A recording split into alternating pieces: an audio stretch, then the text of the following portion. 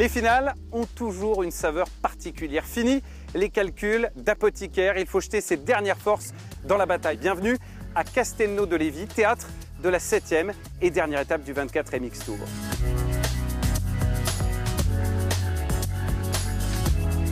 En MX5, Xavier Bogue est déjà champion, mais reste une belle bagarre pour le podium. En MX2, Mathis Boramé est bien parti, 19 points de plus qu'Aubin au classement. Ça sent bon le titre. Ça sent bon le titre aussi pour Tom Guyon chez les juniors, 23 longueurs d'avance sur Thibaut Bénistan. Finalement, c'est dans la catégorie espoir qu'il y a le plus de suspense. Lucas Dizeran ne possède une marge que de 6 points sur Saad Soulimani. Pour départager tous ces pilotes, un circuit de sudiste, un circuit dur, technique et spectaculaire que nous raconte le président Alain Bosbeuf. Avant cela, deux moyens d'avoir toutes les infos, toutes les images tout le week-end, www.elite-motocross.fr ou bien la page Facebook Elite Motocross.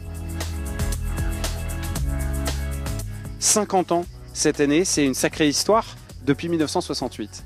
Une sacrée histoire couronnée par 18 épreuves de championnat du monde et 19 épreuves de championnat d'Europe. Qu'est-ce que c'est comme type de terrain, le circuit de Castelnau de Lévis? Si vous êtes belge ou hollandais, vous allez dire Castelnau, c'est pas du sable, c'est de la terre dure, etc. Et c'est vrai que Castelnau est un sol argileux, une consistance très dure qui convient mieux aux pilotes du Sud. Et c'est un circuit technique et spectaculaire, on peut dire ça? Je crois, oui, avec des triples à monter, des triples en descente. C'est un circuit qui est réputé pour être très technique. Et d'ailleurs, on voit, si on regarde le palmarès des épreuves de Castelnau, où on a du Bail, on a du Tortelli, on a du Michael Pichon, et on a des frères Pourcel. Je veux dire, ça a toujours été les grands techniciens qui ont remporté les grandes épreuves à Castelnau. Bon, et puis en plus, tout a été programmé, organisé pour la course de dimanche, pour la journée de dimanche, puisque le matin, il y aura déjà des courses pour permettre aux gens et de suivre le motocross et le football.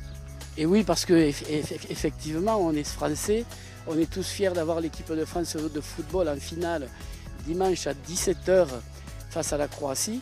Et c'est pour ça, et grâce à un soutien inconditionnel apporté par Jean-Pierre Forest et Claude Mazzini, il a été décidé de faire les épreuves à partir de 10 h 20 le matin. Sachez également que 2 points télé géantes seront sur le circuit pour permettre aux fans de la moto et du football d'assister aux 2 événements sur le même site.